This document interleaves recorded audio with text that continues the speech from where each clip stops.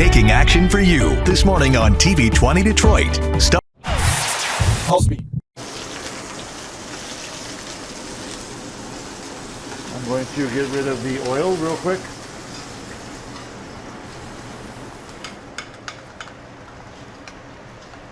Hi PulseBeat, I'm Tamika Mungo, and I'm here to kick off our first segment of our culinary series where we're going to cover the new landscape that's happening in the culinary world. And we're here at WRIGHT Company here in Detroit with our chef and owner, Mark Joslia.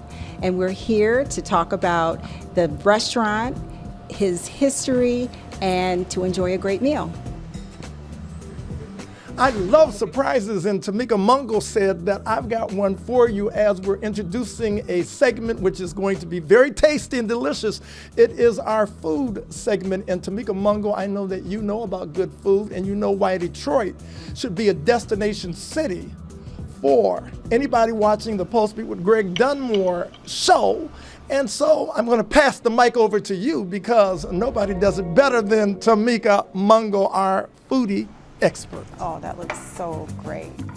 You know, we are exploring this new culinary scene, and we have launched this new segment. I'm really excited to be a part of it. Detroit has really come along in terms of their culinary landscape, and I'm just so happy and so honored to be able to highlight a wonderful restaurant like WRIGHT Company. And we're here with chef and owner Mark Joslia, and here to have lunch. We're having a steak dish, and I am here to talk to Mark, who is the luminary in the field. He's a James Beard Award winner.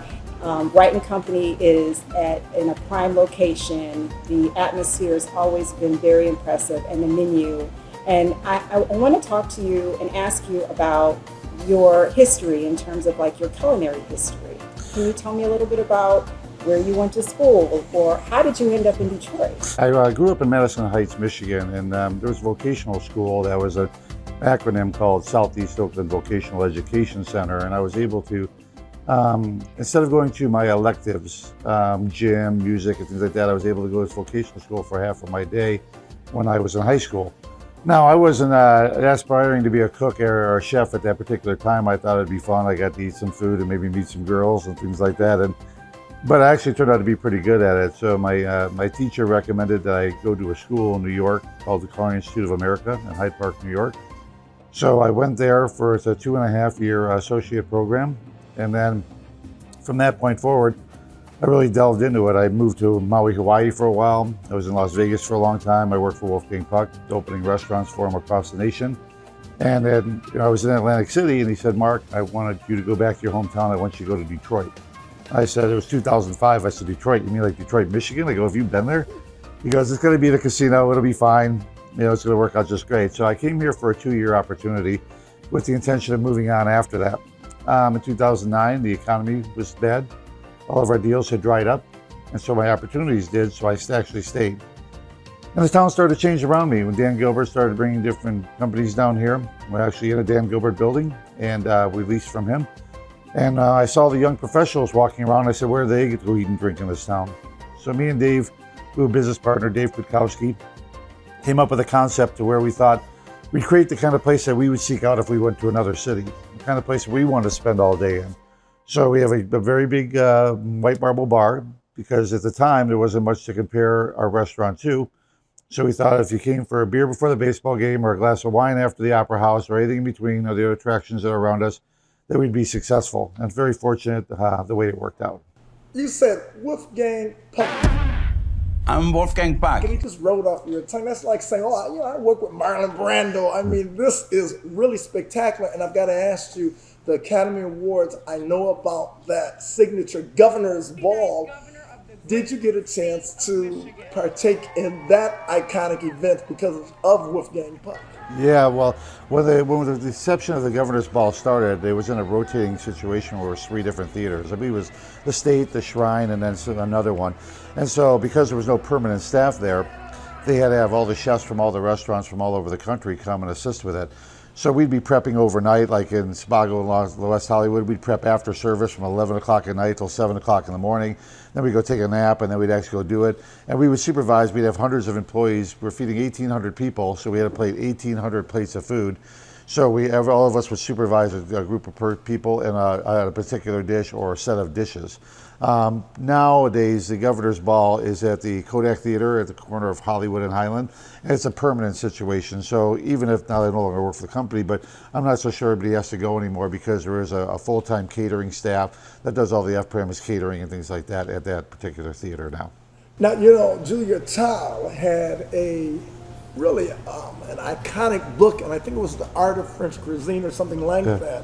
So I'm thinking, Mark, your book. Now, I'm going to name it Nobody Does It Better. Yeah. That would be the title, but what might the title be? Oh, I wish you would ask me that earlier. I don't know, welcome to Detroit. You know what I mean? Yeah.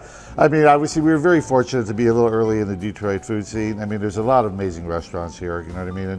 And we just got a little fortunate that we had a vision that we opened a little bit quicker than everybody else. But yeah, it would have to be something like that. I mean, it'd have to be, you know, I'll tell you, when I was nominated for a James Beard Award, there was a woman who wrote for the Detroit Free Press, and her name was Sylvia Rector. And she called me up, and a very good friend of mine, Andy Holliday, was nominated at the same time over at Selden Standard. And we were actually having lunch together at the time when we found out. And so she called me and she said, how do you feel about being nominated for a James Beard Award? And I said, well, the thing I'm most proud of is that after my name is the word Detroit, because I knew that there had not been a restaurant since the Rattlesnake Club in 1991 that had been nominated for a James Beard Award in like 26 years. And Andy's name was Detroit as well. And so she said, well, what about like Garrett over in Ferndale? I said, nobody knows where Ferndale is unless you live in Michigan. But everybody knows where Detroit is. So we're very, very proud to say that we were just a small part of the food scene, trying to bring it and put it on the map and getting some accolades and saying that it's not a food desert. We have good places to come here. We have great museums, great entertainment, and we also have great food. So hopefully people will embrace that and start looking at this as a destination. And we've had a lot of people that have been nominated since me, and there'll be a lot more that'll be nominated after me, that's for sure. Well, fantastic, and thank you for mentioning Sylvia Rector. She was an icon as a food critic, and the other icon, Molly Abraham. Absolutely, Molly Abraham was a wonderful woman, and she used to come in when I ran the Wolfgang Puck restaurant over at the MGM Grand. I moved here back here in 2007. She used to come in and sit at the bar, and I'd make her some food, and we would just talk. And it was all natural. She wasn't writing an article. She wasn't picking my brain. We were just talking about restaurants. We were just talking about food as just two friends, and it was always a great experience spending time with her. Yeah, wonderful, wonderful woman. So in the spirit of Molly Abraham, Tamika and I are going to sit and enjoy your food, and can't wait to do it. Oh, fantastic. Thank you. Yeah. So what we do is we have a nice, beautiful New York steak here. We're going to season it up real well with a little bit of cracked black pepper and a little bit of sea salt. Do it on both sides here. Remember to get the oil nice and hot. So that way we get a really good sear on it. Caramelization of the meat with the fat will give it the delicious flavor we're looking for. You want to make sure you see that the oil gets smoking hot so we can get a nice sear on it.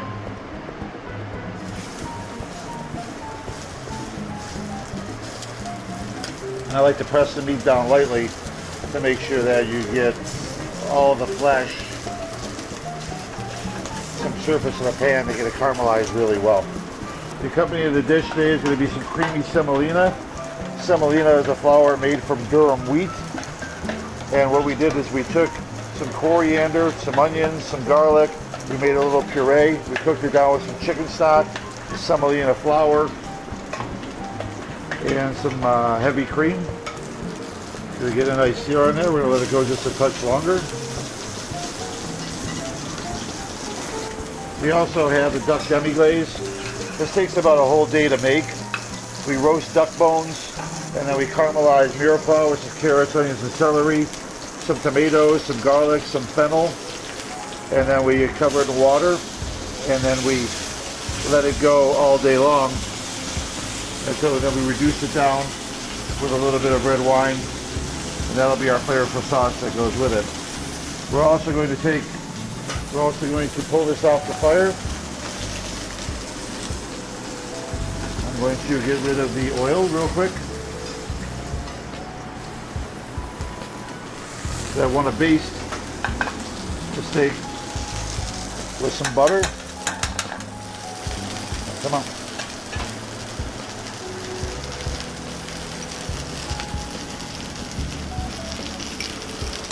Some garlic.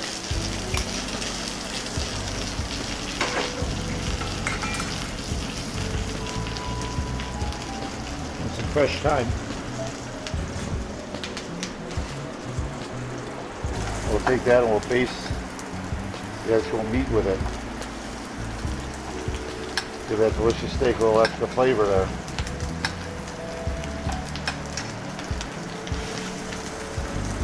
It's important to let your meat actually rest. When you let a steak rest, what happens is that the blood that wants to come out of there gives the opportunity to seep back into the muscle. So when you cut the steak, it won't bleed all over the plate. Instead, it should be nice and pink in the middle.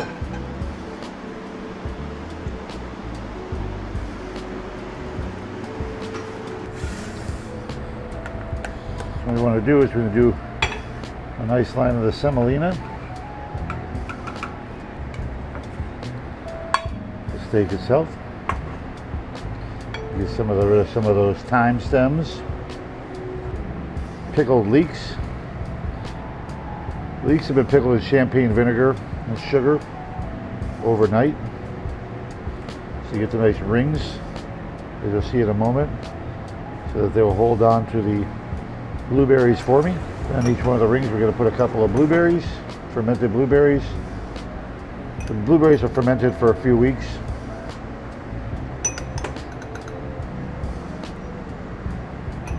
We're going to do a little sprinkle of sea salt. A little highlight of our deck demi-glaze.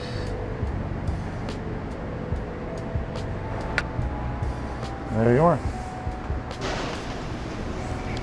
There you are, the New York steak. Enjoy.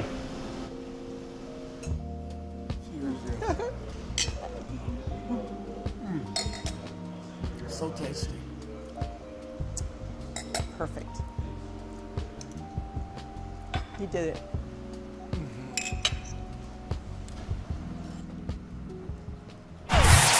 PulseBeat. I love teaching others because when I first got into the healthcare field, people overlooked me. I was really a 9th grade dropout who had no education, but I was determined to make something of myself for my baby. So Motor City matched the funds I put into my business. They awarded me $20,000. So now I'm able to focus solely on first step healthcare training and give it everything it needs. All because I live in Detroit.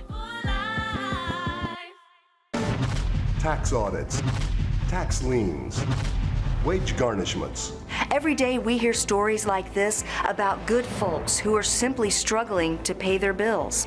Each of them are living a frightening IRS tax nightmare, and they are afraid it will destroy their lives. If you're struggling with your own tax nightmare, we've got great news. The Tax Relief Line is here to help you.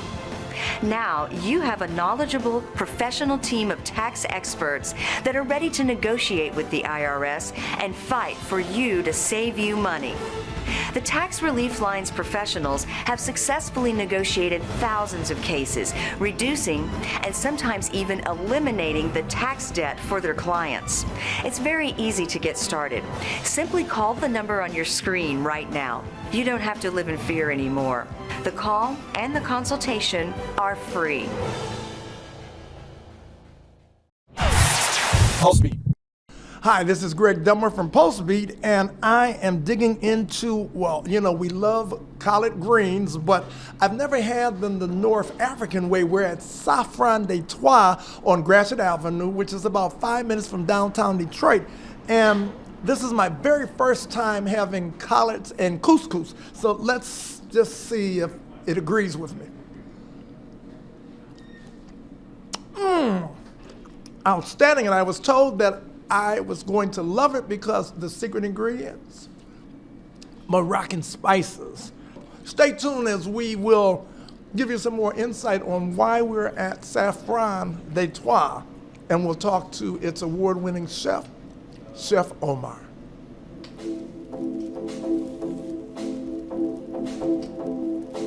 I grew up working in my mom's restaurant at the age of 11, and fast forward, I fell in love with food, and I decided to open a restaurant here, and it's been absolutely amazing. The awards have just poured in, from Eater Restaurant of the Year, Our Top 10. I was an Our Detroiter a couple of years ago.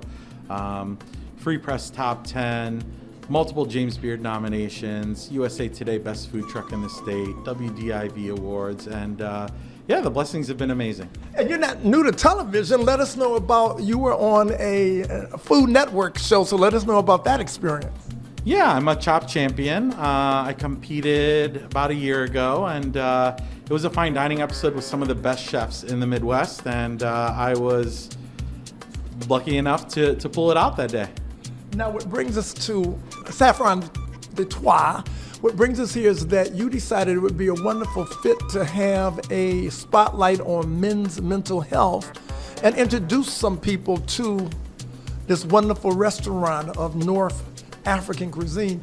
So let us know what inspired you distinctively to have this event spotlighting Men's Mental Health Month, and what inspired you to combine this dining experience on top of it with a group of men that really appreciate you.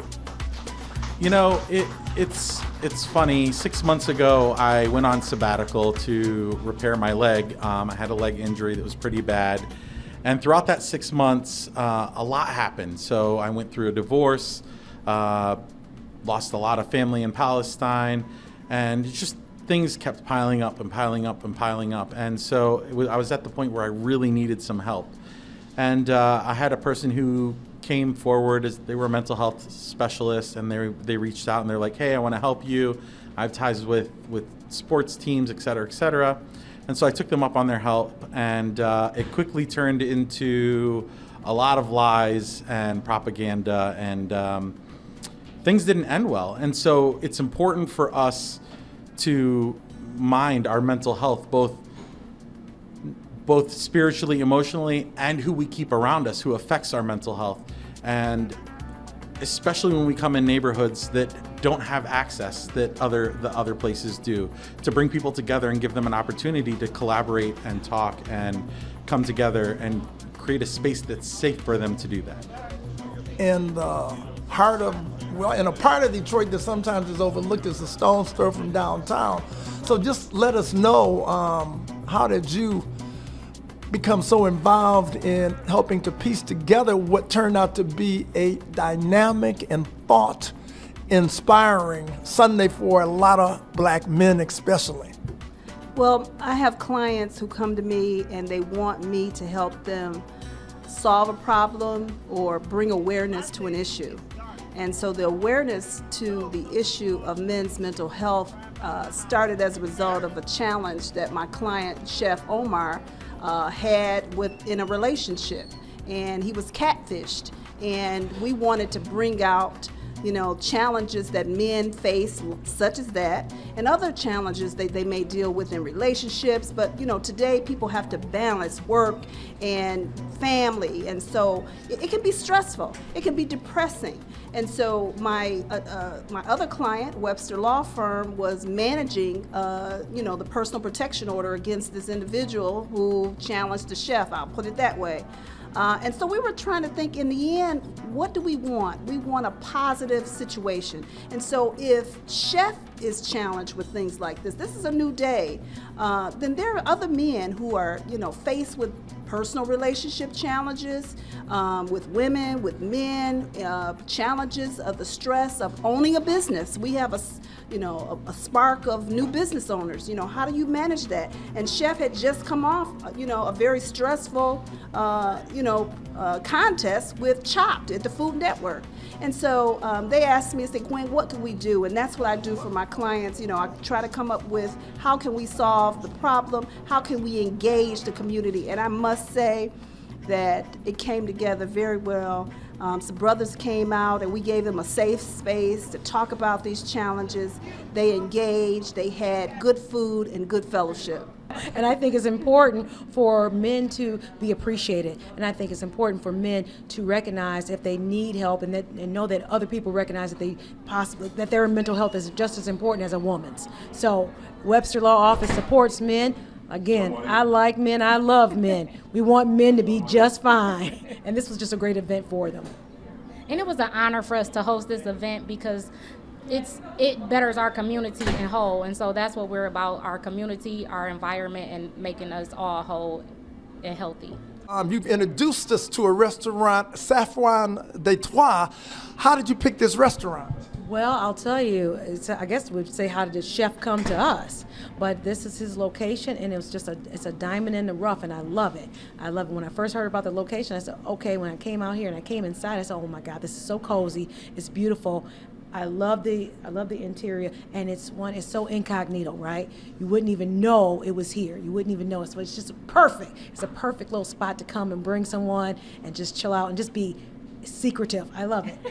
PulseBeat TV. If you like what we're doing, please tell a friend, or if you want to see what we've done again, go to PulseBeatGlobal.com. That's PulseBeatGlobal.com. You can also go to our PulseBeat TV YouTube channel and you can revisit what we're doing. And once again, you can tell everybody that we're doing something that is so exciting that they wouldn't want to miss it. Remember PulseBeatGlobal.com or the YouTube channel PulseBeat TV. Thanks for telling the world about us.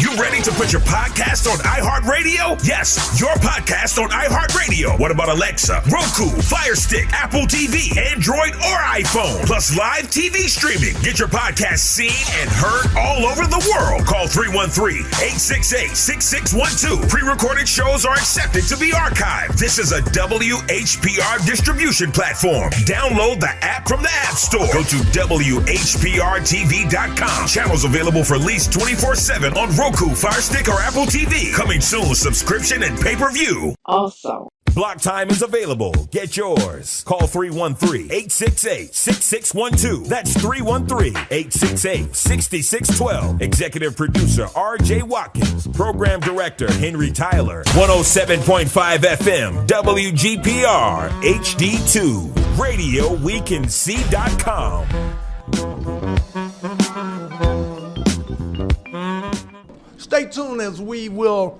give you some more insight on why we're at Saffron de Twah, and we'll talk to its award-winning chef, Chef Omar. So today I kind of want to go over the basics of how to hold a knife, how to use a knife, and what you're going to do with it. So the first thing you don't want to do is your classic this. This creates carpal tunnel. Let's get rid of that and teach you guys how to hold a knife properly. Each knife has a balance point, which is typically back here by the hilt of the blade. So you want to pinch here and then use the rest of your hand to wrap around the knife. And this is going to give you the most control and comfort over the knife. Okay? This is probably one of the most common ingredients in your USDA boxes. You guys get a ton of onions.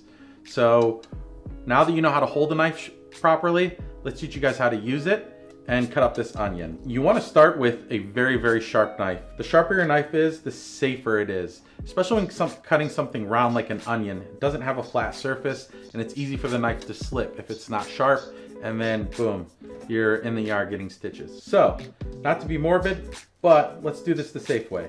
So the first thing you're gonna wanna do, it'll go like that. It'll go like that. And then this is the wrong way to do this. Look at all the waste we have here, and we want to eliminate that. So I'll show you the chef way. What you're going to want to do is grab your onion, just the root end. That's all you need to take off.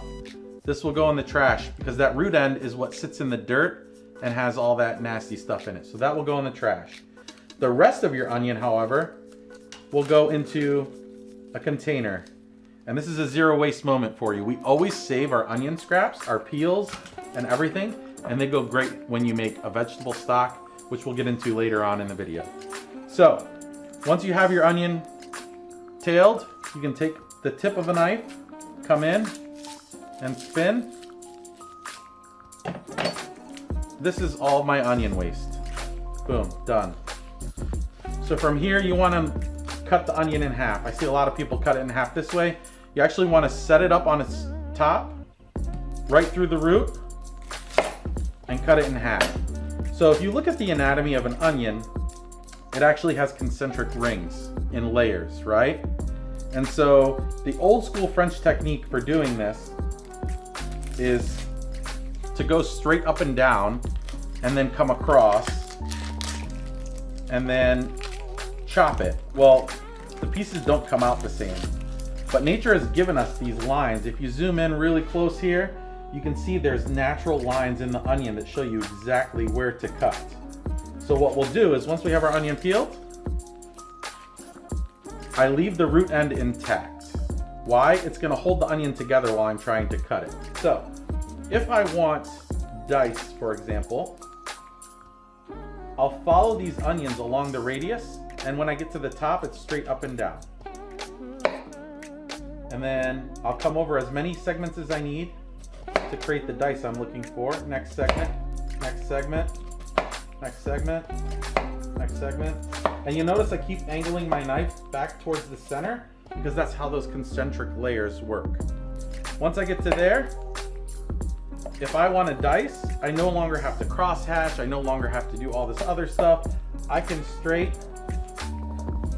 just chop. The smaller you chop, the smaller your pieces. The larger you chop, the larger your pieces. The closer, the more lines you skip, the larger your dice will become. The less lines you skip, the smaller your dice will become. So it's really that simple for creating a dice. Claw method. Let's talk claw. So the easiest way to use this knife is the rocking motion, which is the classic French technique, right? You don't have to do this. It's more for speed. If you use your knuckle to guide your knife, this is what we call the claw method. If you use your knife like this, this is the #1 way to end up in an emergency room, right? So what we do is we claw our fingers and put the thumb in the back and pull our fingers towards our thumb. And as long as the knife stays on our fingers, we can't cut ourselves. Notice how the knife always stays straight up and down as I move, right? So now if we take that to the onion, I can then do the same thing. And when I want to get fast, I just get faster. Now, speed is not as important as precision, so go as fast as you can. So here's that little last nub. It's gonna go right in our stock pot. And now we have a bunch of small dice. They're all exactly the same size and ready to cook. The reason we want to cook our cuts the same size is because we want them to cook at the same speed. Some pieces are smaller than the other. Some are gonna get overdone, some are gonna get underdone. Now, that root end that we left intact, if we just take it out, now I have nothing holding the onion together. And that same radial technique that we just discussed, and now there's nothing holding it together on the back end.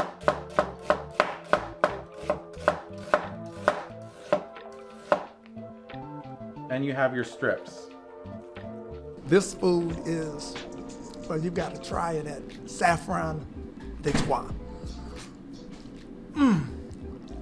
Love it. PulseBeat